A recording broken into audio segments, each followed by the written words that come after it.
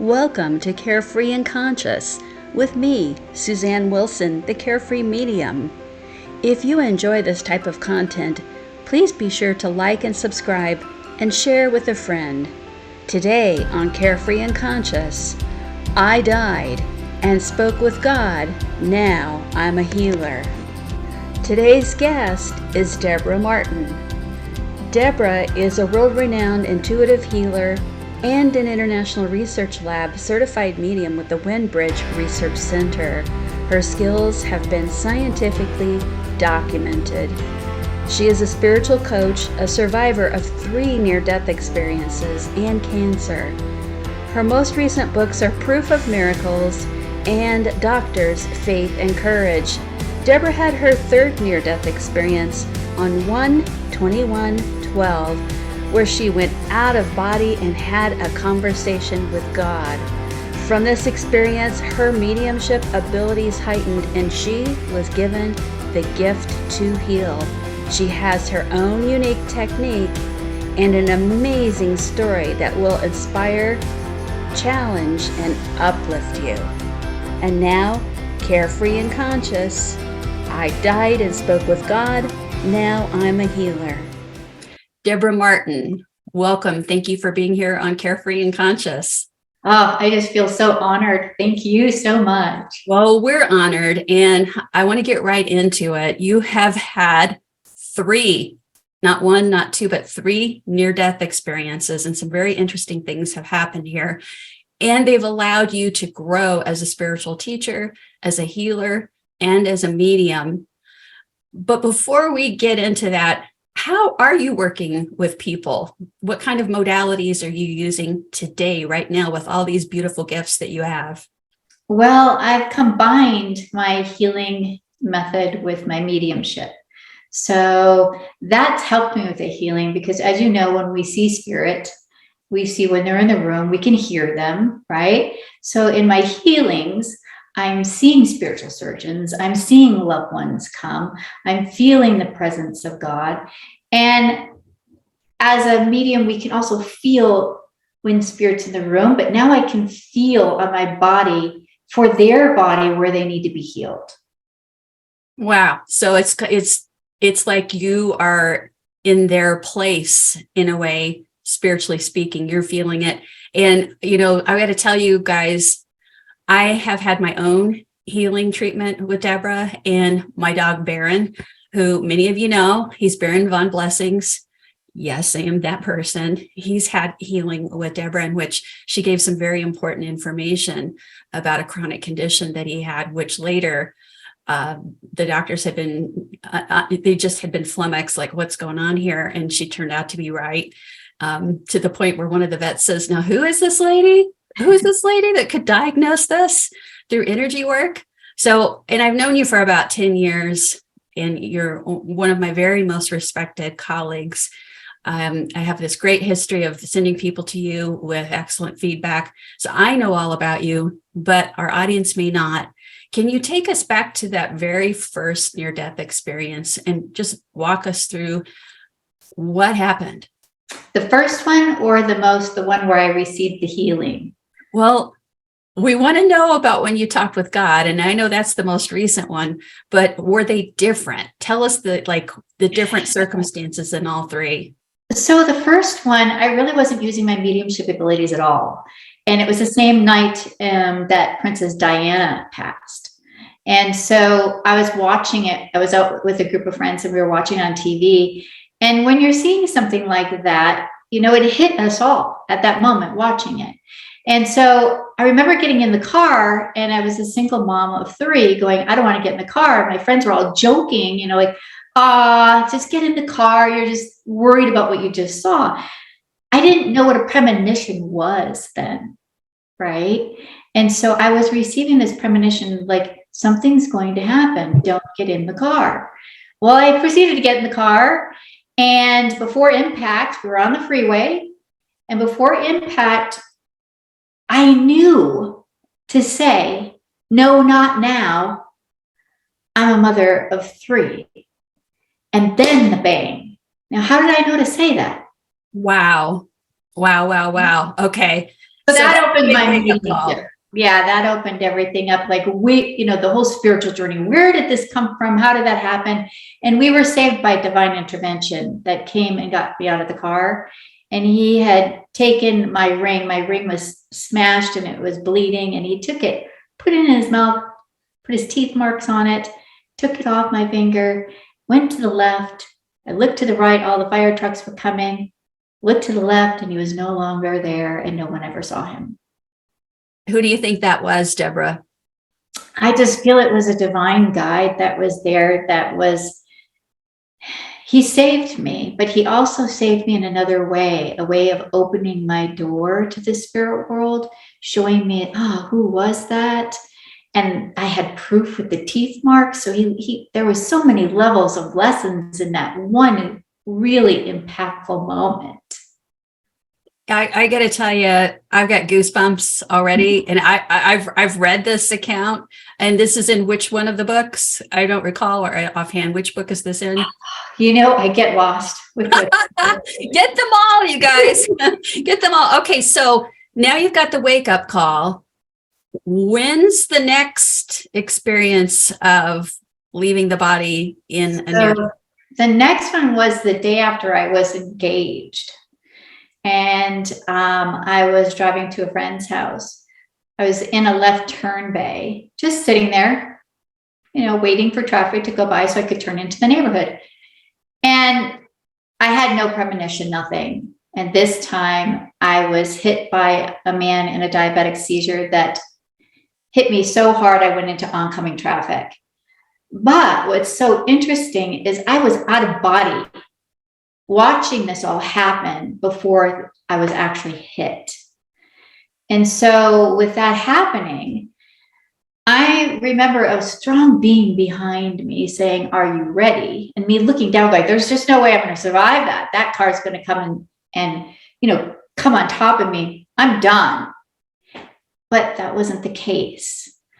When I said I'm not ready, I woke up in the back seat of what was a 4-door Honda into a 2-door Honda. I flew from the front seat into the back seat with a mouthful of glass. And I can remember 2 gentlemen at my door saying, we were trying to get him off the road. We were trying to get him off the road. Are you okay, sir? And he goes, no, I don't know what just happened. I should have killed her. But someone took my steering wheel in the last moment. And I remembered that.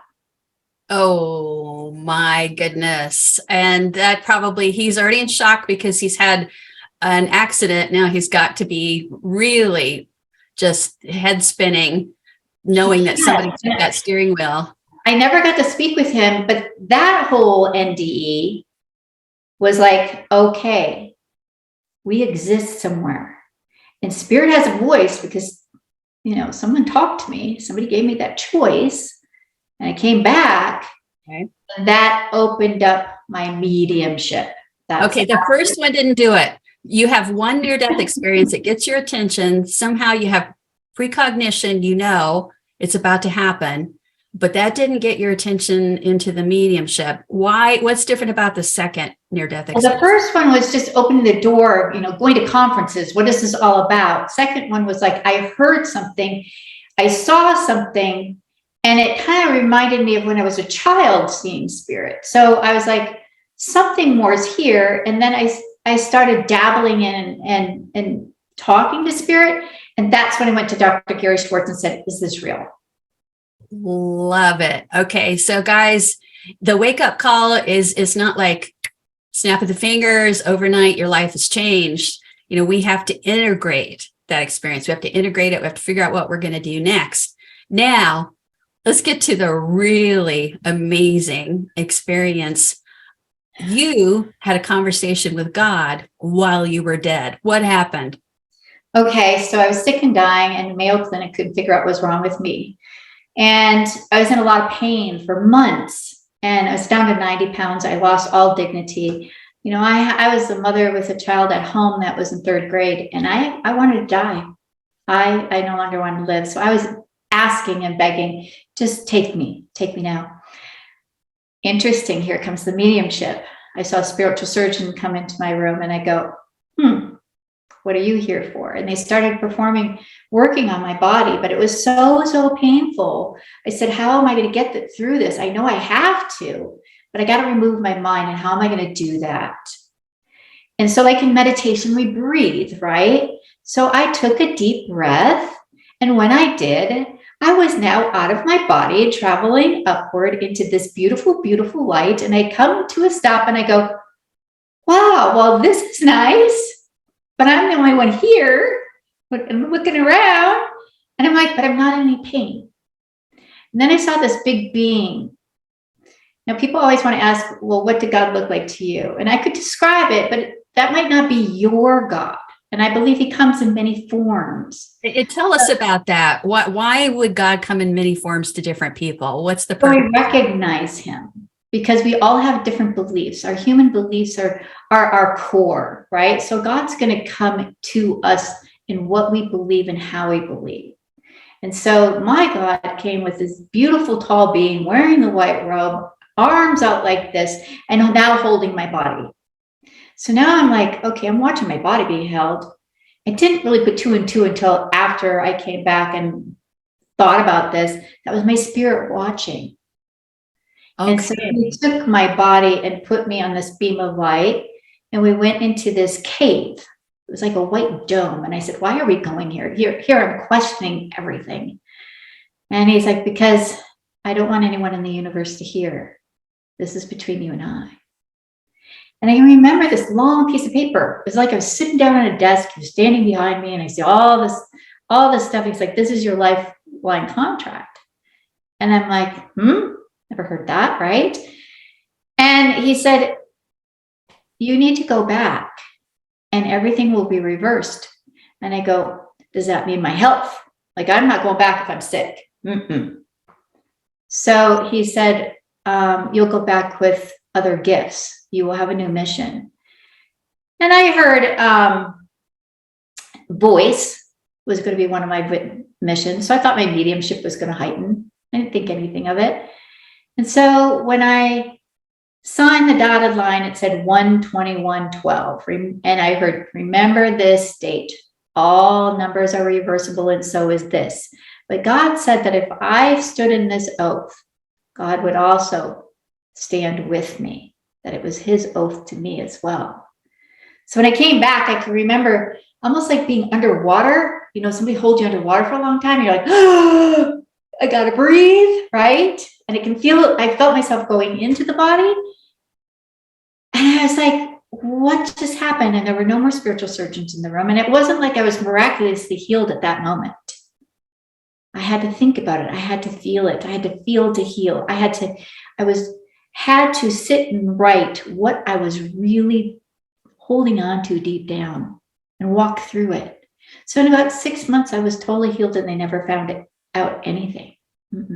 Okay, so it's still a mystery why you were literally wasting away to skin and bones. Organ systems are failing. Yep. You leave the body and you can see your body from out of it, and you're having a conversation with God. You're seeing that there's some kinds of agreements that you've made before you've come here.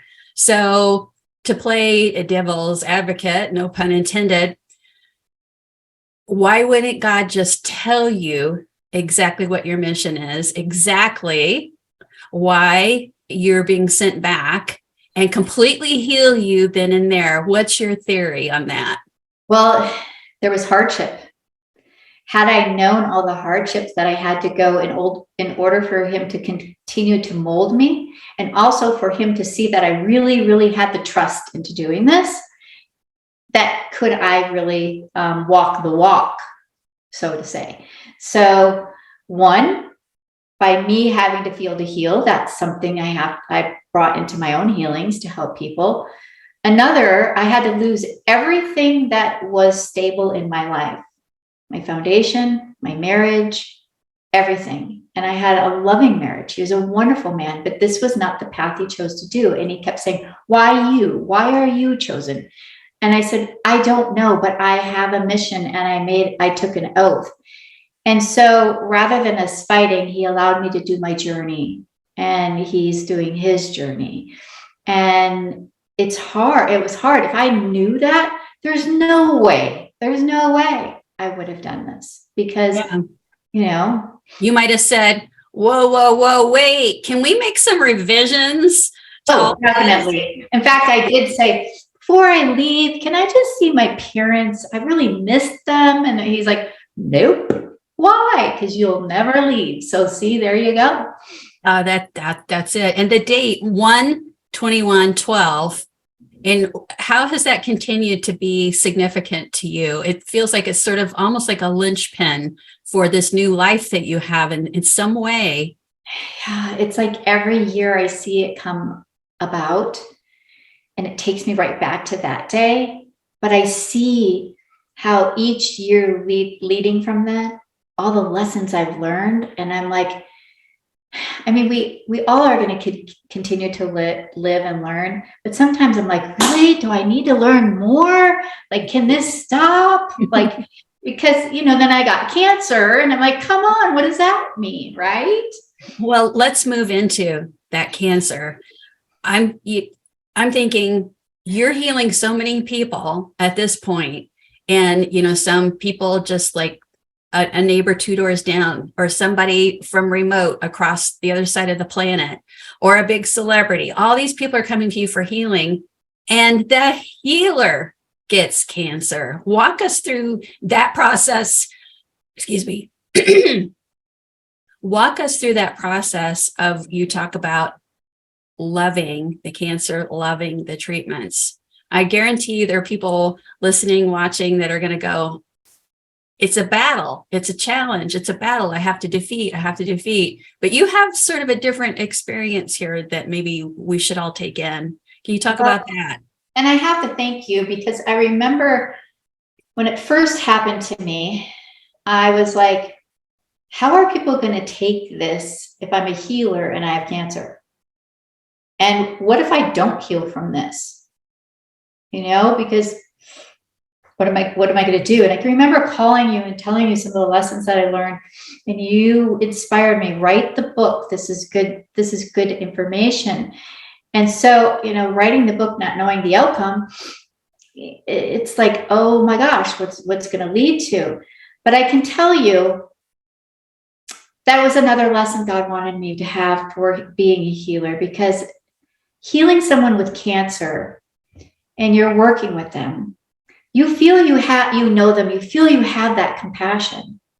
But I never would have known this type of compassion without having gone through cancer. Now I'm on the same side as them when I'm doing a healing. So it happened to be what I've learned in this journey of having cancer. And I shared it along the way with my doctors. And, they hand out the t-shirt. I still wear it today, but it has a big heart and it says, fight cancer. And I said, I'm not going to do that. And they said, but Debra, we're fighting cancer. And I said, no, I need to love my cancer. The reason why is our bodies are magnificent. And when something happens to us, we become frustrated with our body.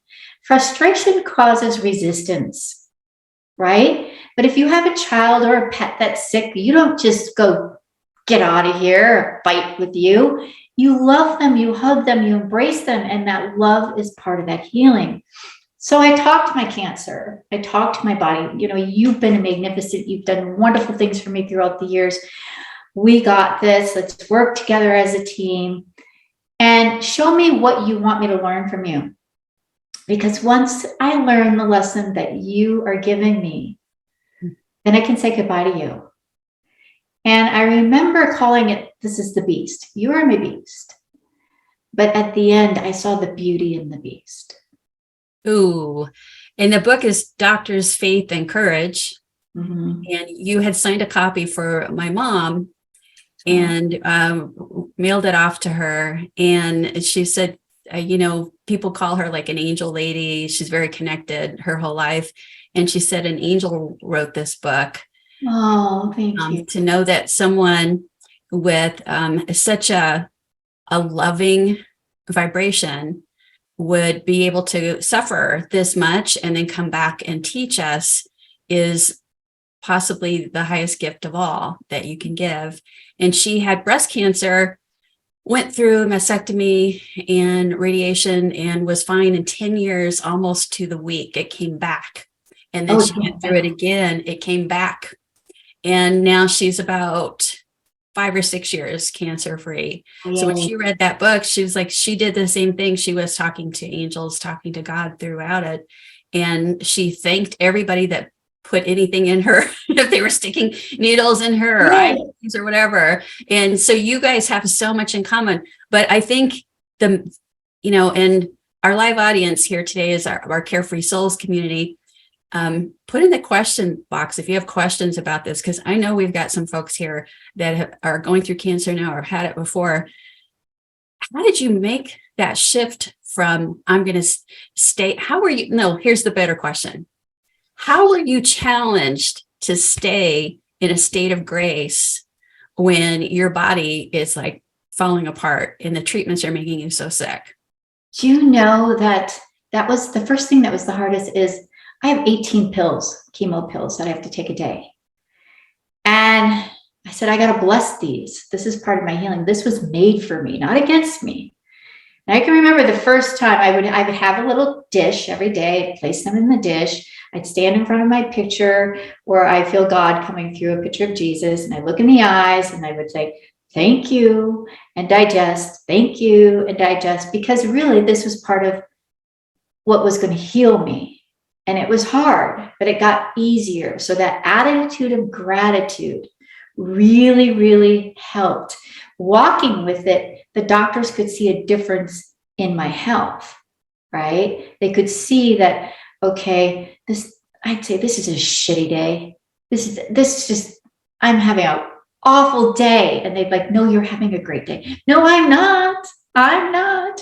And so the doctors were part of my team because they knew how to raise that vibration. But Debra, we see people much worse and you are doing so much better. And I'd walk out going, I'm doing so much better. Hey, I might be grouchy in your place and go, what do you mean there's people worse off? That's not helpful, hopeful, and healing. But you worked to stay in that state of, I call it a state of grace.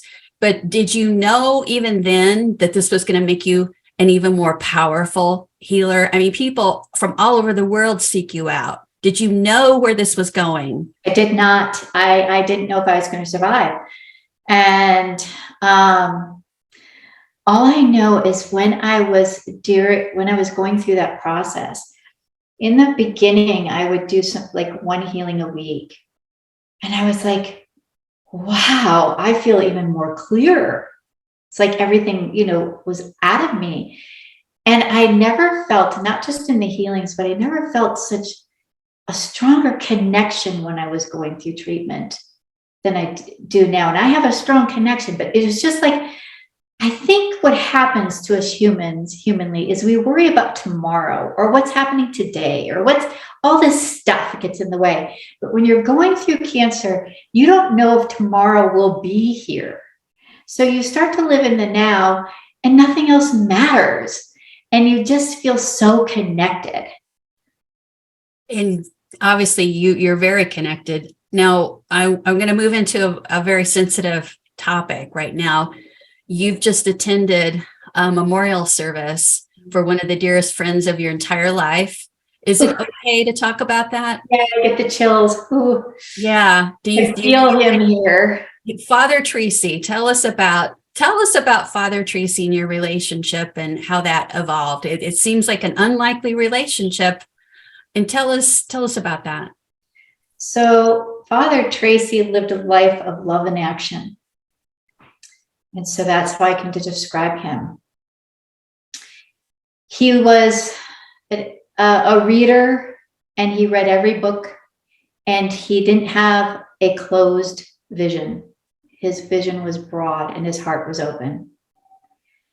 And so he served as a priest for 78 years. He was 103 years old. Wow. Brilliant man. And he read my books and he requested I come meet him. And I can tell you, we were so in sync. We wore the same colors when we first met. I have pictures of us, but we had time to talk, just the two of us. And what he said to me was, I've done 78 years of priesthood in the Catholic Church. He came from Ireland, a Roman Catholic priest. And he said, and you were on a spiritual journey. And here we meet together on the same platform, knowing the same God. And the words he said to me, and I'll never forget, he says, out of 78 years of all the people I met, his bishops, I get choked up. I've never felt as close to God as I do with you. And that statement there, it was like I was getting my wings. Getting your wings. Mm-hmm. What do you mean by that? Can you describe that feeling, and what did that do? How did that transform you in some way? It was like God saying, sometimes we need proof, or we feel like, we need a certification, or we need a PhD after our name, right? It was like God put him in my life to say, like, here's somebody that really does the work of God, preaches, that's all he does. And he's saying this to you, you earned your wings. Do you feel that there were past incarnation connections between the two of you? Do you feel like there was part of that overall? You're asking me that. I asked you your question. Yeah, I know, but we had talked about that, him and I, and we said, I think we knew each other in a past life, because he would always say, I have a love for you that I cannot describe. And I can remember him calling me when he thought he was on his deathbed, but the man just had, he kept going and going. And I remember crying, because I said, I have to call you because this is probably the last time I'm going to speak to you. And he said, our love is really special, but it will never leave us. And I will always be there, and I will continue to love you. And I know that as a medium telling people, right? But you have a priest telling you. And he shared stories. And when he shared stories, I said, Father, how did you know that about that certain person, that certain person had a son that was in the war? How did you know that? He goes, I don't know. It just kind of dropped into my mind. I said, you're using mediumship abilities without knowing it. And it was such an aha moment that we shared. It's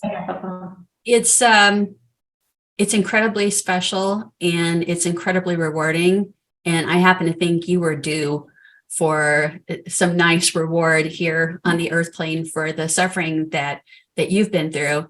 I want to switch a little bit into, is there a dividing line for you between mediumship messages and healing mediumship? Because, a lot of people don't realize that there's healing mediumship, there's trance mediumship, there's art mediumship, there's evidential mediumship. And a lot of times we have more than just one gift.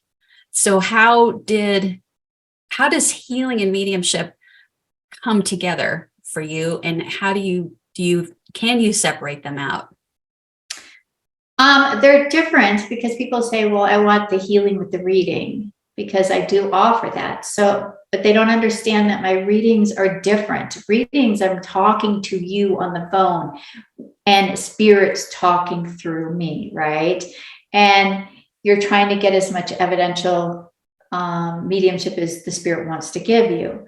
Now, in a healing session, I'm removing my humanness aside, and I'm being God's instrument. And so whatever is going to come through, right? I have no idea. But if you say I want a reading with it, what it means is, okay, well, who do you want to connect with? So let's say that you lost your daughter, right?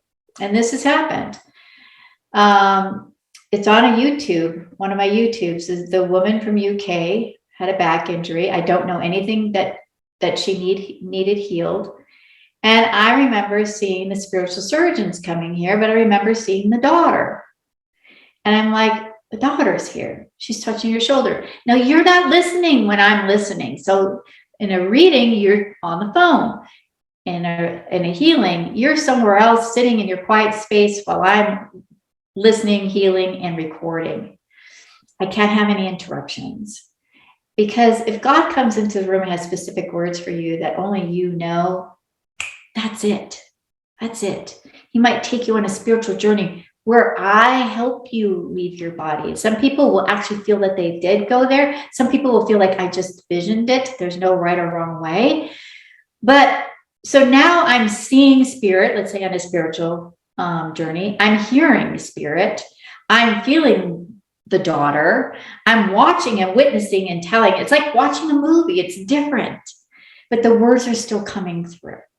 And so it's just, I'm always in awe. It's like so miraculous what all transpires in every session. And when I'm done, I go, oh, wow, that was a lot. And now I have to like transcribe it, send it off to, around the world and go, let's hope this is right.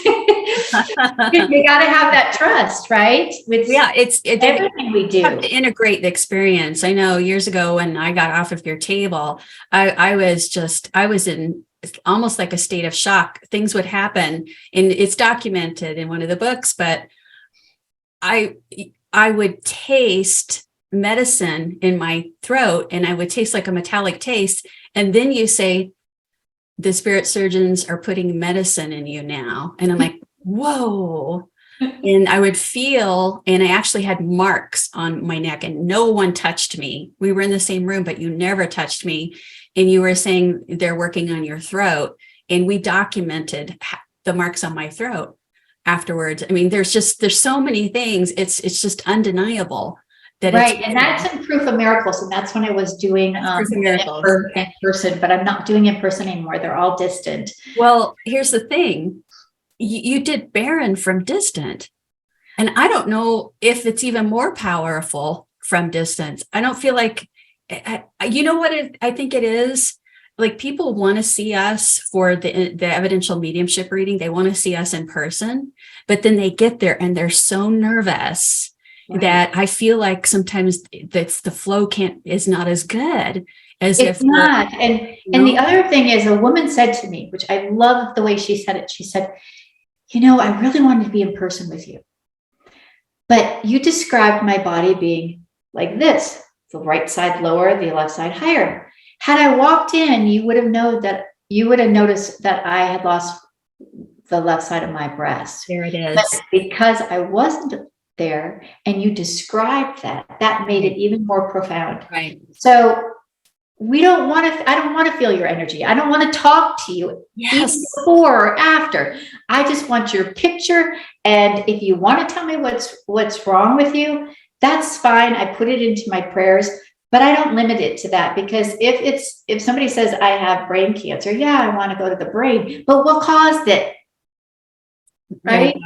So there. Yeah, it's so much better to not be nervous, not be in person, not be looking at them for an evidential mediumship reading or a healing. And in Baron's case, how do I tell a dog, sit on my lap and sit still because you're about to have a session? And I know what time it's starting, but I don't know when it's going to end, because it was just going to end when it's supposed to end. No clue. We didn't set like 30 minutes, 40 minutes, an hour or whatever. Well, he was still that whole time. And people were walking by the window and he didn't want to go see who they were or anything. He was very chill. I wasn't doing anything with them, but I noticed at a certain time, he just jumped straight up and ran away and then started looking out the window. So I noted the time. And then when I got the transcript, that was when your healing with him ended. It's just, I was in awe with Baron, because for one, people will wonder, can your animals be healed? Baron likes his things the way he likes them. And so as soon as I took his picture and held it up in front of the picture of God and say, okay, this is Baron's day, I heard Baron say, I'd like some lavender oil. And I said, okay, Baron, we have, our language has become universal. And now I hear you, and you want me to put lavender oil on your head. And it's like, no, I'm not going to put lavender oil on your head. And he's like, yes, you have to. This is something that I want you to do. And I can remember going, okay, do I have lavender oil? Because I don't bring oils into my sessions, right? So I found it, rubbed it on my hands, went into the session, and I voiced that on the MP3 for you. That You this did. is You did. I'm falling off my chair because here's the thing. Lavender can be good or not good for dogs. It depends on the kind, how much you use, where you put Layla it. hates it. Yes, a lot of dogs, and it is for some dogs, it doesn't work. At night, I put the tiniest little bit on my hands like this, and I just barely touch his head. And it seems like he just loves it. You know, he wants more, but I'm like, no, this is all you can have. So to even have that was like, okay, well, we know that this is real. We've got, you have so much evidence. You've been studying scientifically. I got to ask you now a really hard question, and I have my own theories. I want to hear yours. Why are some people not meant to heal? No, that's a hard one because I ask that question too, because every time I go into a session, my intention is thank you for healing this person. Okay. I believe every person receives a healing, but it may not be in the form that they wish. And I can remember this man, I worked with him for a long time, and he wanted to sponsor my healings. He was going to be like, I'm going to work with you. We're going to do this together. And he died. And I said, I remember getting onto my knees. What the, what? He was going to help. He was my helper. What did you take him for? And the message was to let you know you're not in charge. Whoa. This is not about you.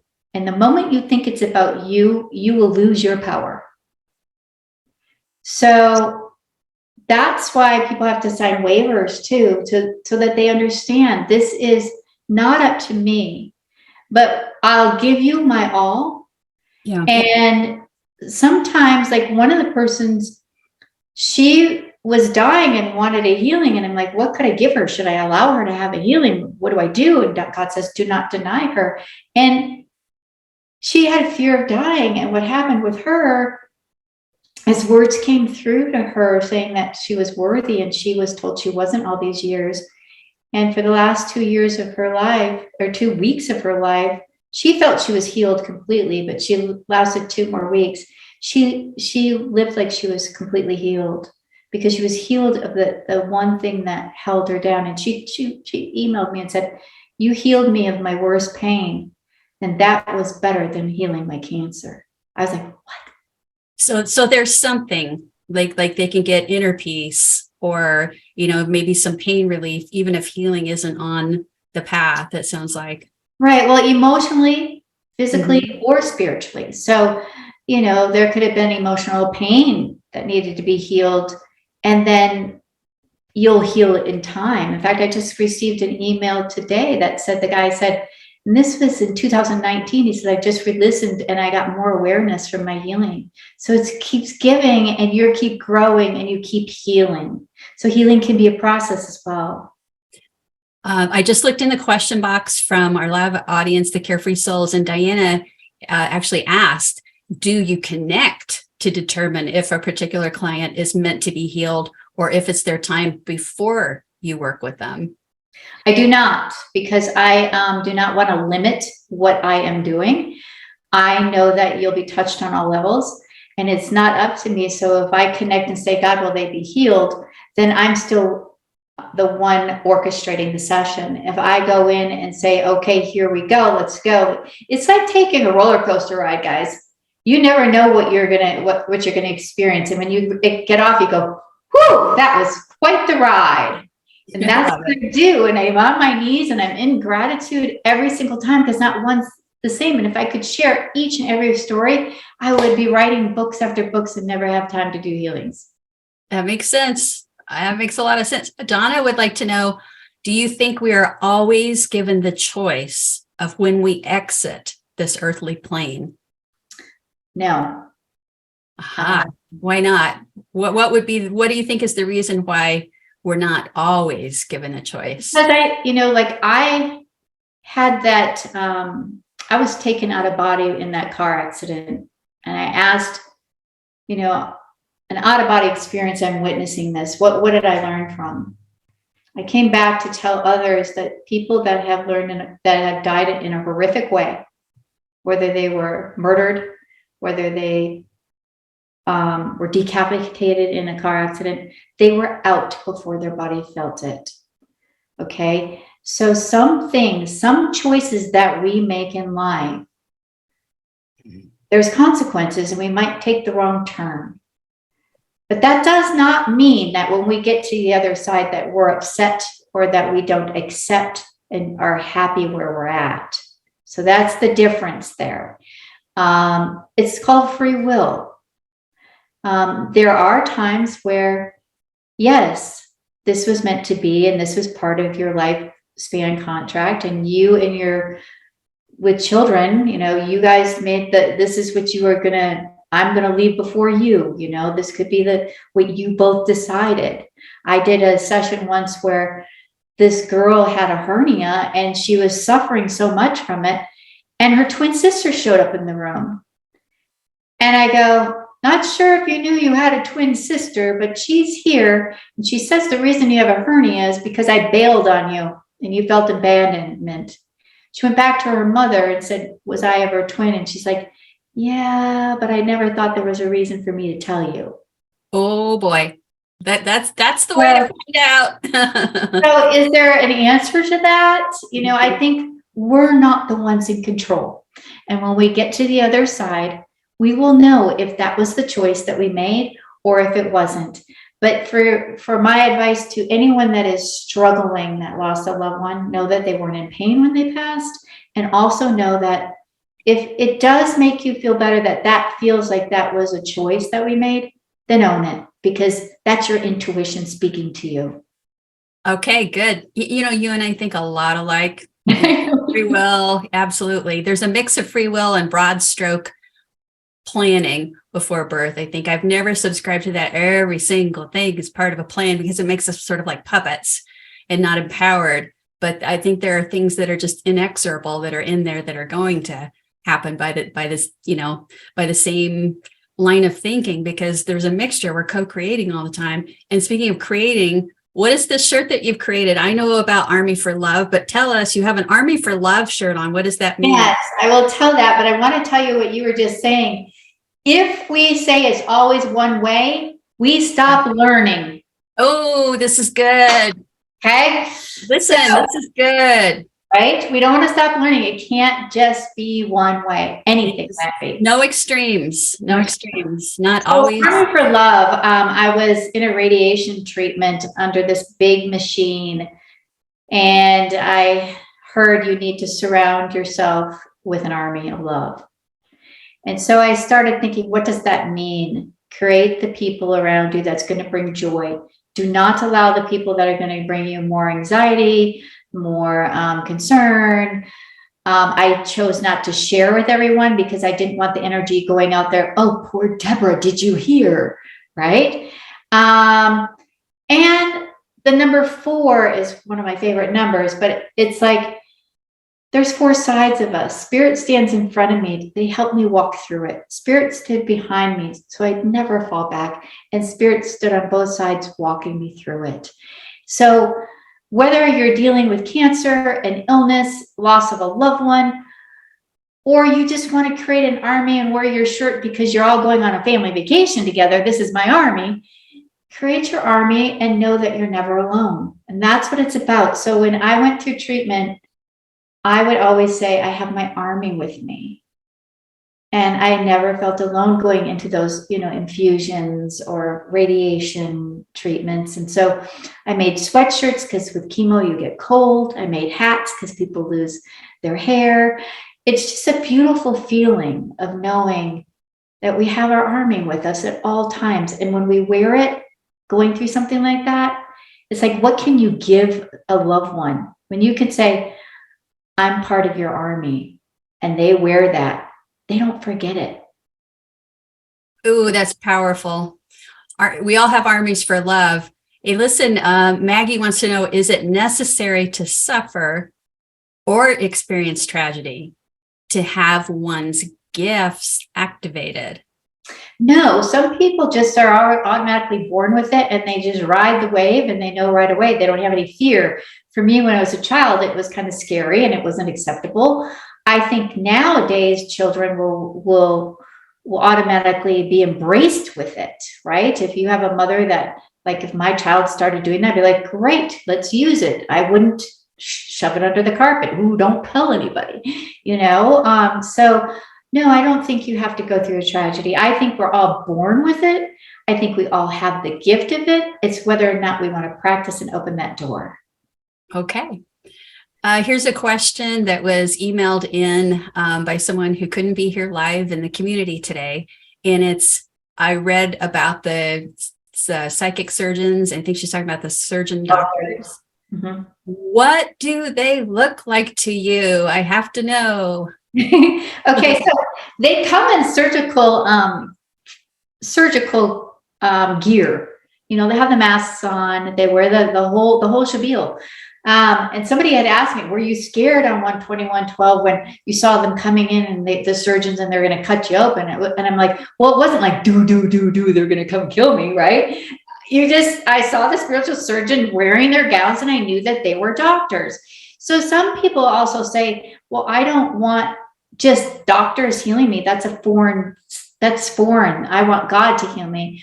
Well, I believe God works through those doctors. It's a form of me knowing the doctors are working here and here. God's in the room saying this. It's all one. And we are all one together as one unit. And that oneness, what I call, is love.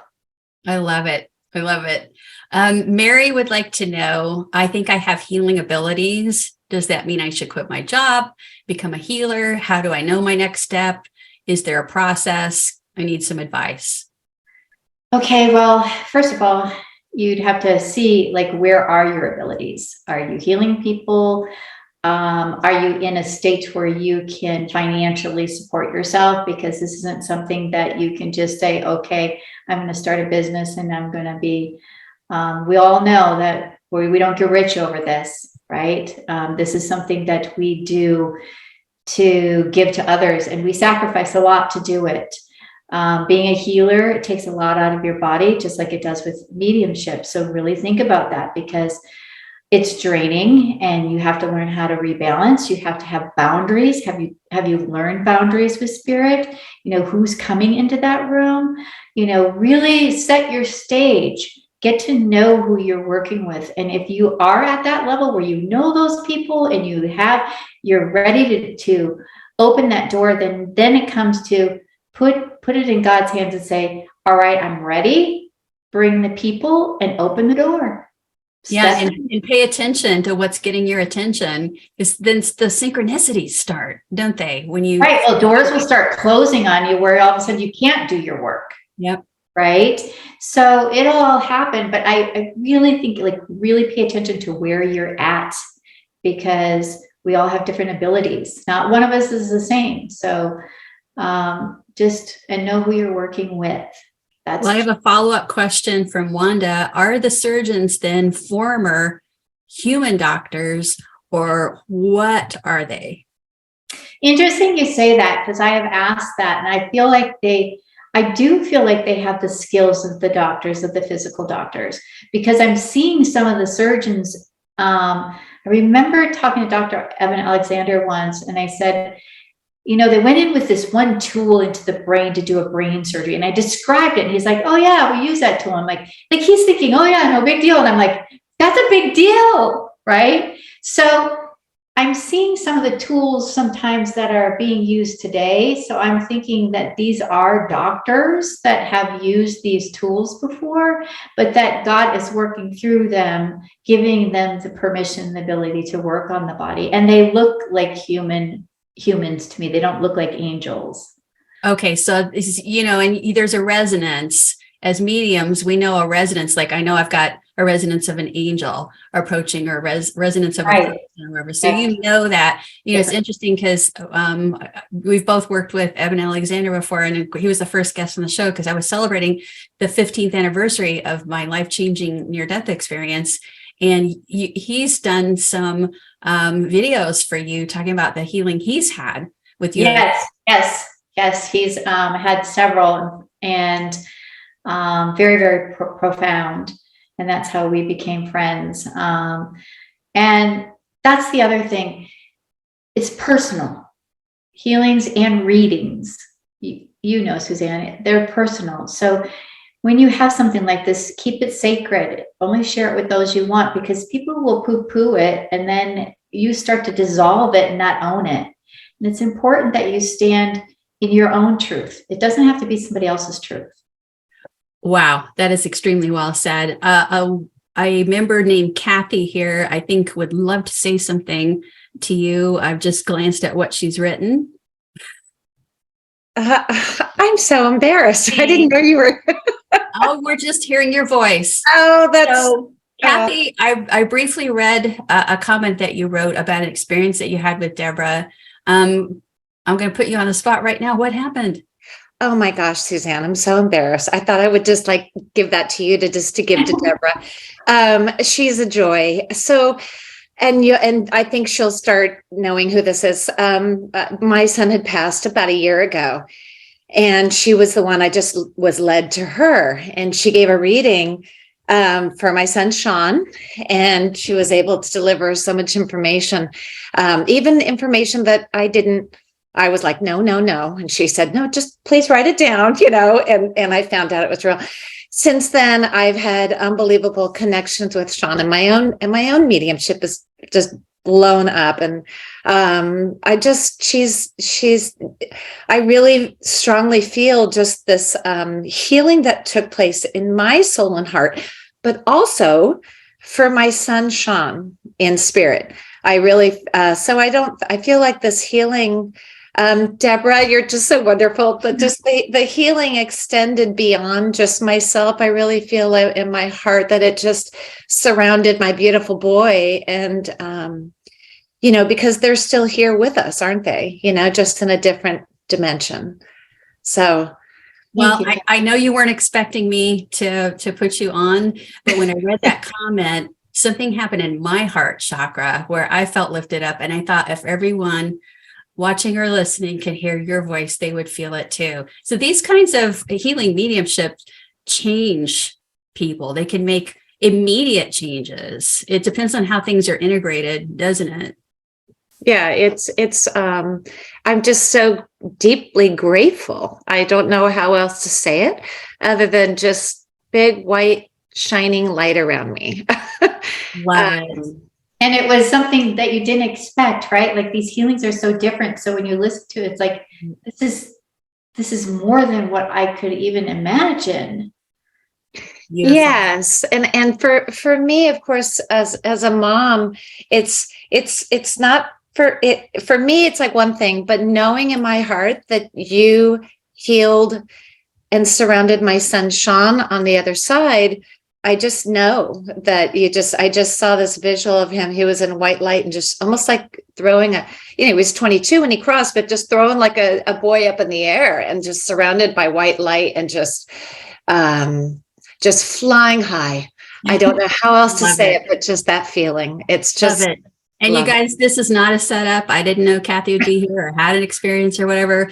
But like I said, sometimes I just got to go with my intuition and put somebody on. So thank you, Kathy. We appreciate it. Oh, yeah. Absolutely not a setup. In fact, I was shocked and nervous when I saw that I had to talk. So.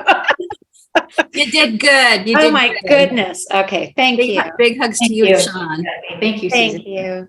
So, Debra, we're running out of time. We could talk to you for hours. I have spoken with you for hours before and enjoy every minute. Is there a thought that you want to leave us with, and how do people contact you? I think the best thing that we can all do, no matter what we're going through in our life, life is challenging no matter what happens in our day, is to take the moment to just breathe and give yourself a hug. really do, because we don't do that. And just, that's telling your body, that's telling your soul, I do love you. So if you guys could all just take a moment just to, take that, breathe, you feel peace, and bring in that love and feel it. Not only are you hugging yourself, but God is also hugging you at that very moment. Or your For some of us like me, it's the first hug I've had in a long time. Oh, Yeah. yes, it feels So good. you never know. You never know, right? But we can hug ourselves. I think as we do this, the guides and angels and loved ones in the light are hugging us too. Yes, and even from behind you, because I felt like somebody was behind you, grabbing your hands, holding you, Susanne. No, I felt it. I tilted back a little bit during this. I'm off camera a lot when you're speaking, but I'm tilting. I'm like, why am I tilting? I'll take it. It's love. Debra Martin, thank you. And I just want to thank you. I just feel like we've become really good friends. It's easy to have a conversation with you, but you bring out the best in me. So thank you for that. And thank you for all your listeners too that did tune in. Okay, that's awesome. You bring out the best in me too. This is wonderful. Thank you both. Fabulous. So inspiring. Thank you. I think it just mic drop right there. Debra Martin's website is goldenmiracles.com. Thank you for being part of Carefree and Conscious.